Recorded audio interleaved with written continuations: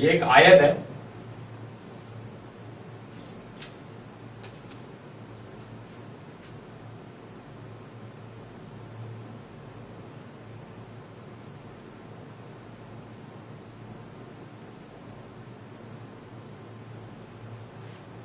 ये हमें दिया गया है।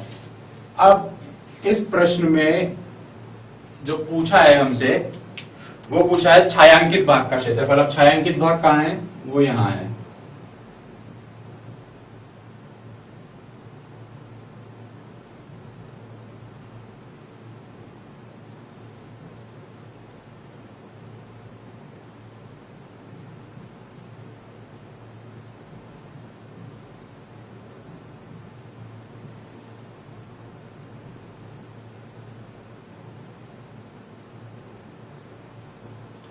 तो ये जो छायांकित भाग है, इसका क्षेत्रफल हमको निकालना है। ठीक है, अब दिया हुआ क्या क्या है? दिया हुआ यह है कि ये जो इस आयत की लंबाई है, ये तो है 20 सेंटीमीटर की, और इस आयत की जो चौड़ाई है वो है 14 सेंटीमीटर की। अगर ऐसा है तो बताइए कि छायांकित भाग का क्षेत्रफल कितना होगा। अब देखो, छायांकित भाग निकालना है तो हमें क्या दिख रहा है इस चित्र में कि एक तो आयत है। अब पूरे आयत का अगर क्षेत्रफल आ जाए और उसमें से ये वाला पार्ट जो है वो कट जाए, तो हमारे पास ये वाला पार्ट आ जाएगा। तो ऐसा करते हैं, पहले तो आयत का क्षेत्रफल निकाल लेते हैं। तो हमने कहा इसको नाम दे देते हैं ए बी सी डी। तो हमने नाम दे दिया कि आयत ए बी सी डी का क्षेत्रफल। अब आयत ए बी सी डी का क्षेत्रफल जो है वो हो गया हमारे पास 20 गुणा 14, यानी कि 280 सेंटीमीटर स्क्वायर।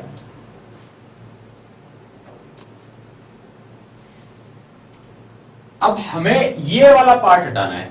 तो जो पार्ट हटाना है वो किस तरीके का दिख रहा है? देखिए, ये आपको दिख रहा है एक अर्धवृत्त, वृत्त नहीं अर्धवृत्त। अब अर्धवृत्त क्या होता है भाई? आपने बनाया ये वृत्त, उसको काट दिया आधा, तो वो हो गया अर्धवृत्त। अर्धवृत्त कैसे बनता है कि किसी वृत्त के व्यास के साथ साथ उसके 2 टुकड़े कर दिए जाते हैं, तो वो वृत्त का आधा कहलाता है अर्धवृत्त। तो ये है अर्धवृत्त। अब ये क्षेत्रफल हमें हटाना है, तो अर्धवृत्त का क्षेत्रफल क्या होता है भाई? वृत्त का क्षेत्रफल तो हमें पता है, अर्धवृत्त का क्षेत्रफल क्या होता है? अब वृत्त का क्षेत्रफल होता है पाई आर स्क्वायर। तो आधे वृत्त का क्षेत्रफल कितना होगा? इसका आधा। सीधी सी बात है, पूरे वृत्त का पाई आर स्क्वायर, तो आधे वृत्त का इसका आधा कर दो। तो हमने यहां पे लिया कि अर्धवृत्त,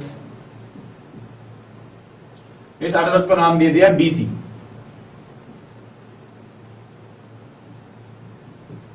अर्धवृत्त बीसी का क्षेत्रफल बराबर, आधे के लिए लिख दिया 1/2 पाई आर स्क्वायर।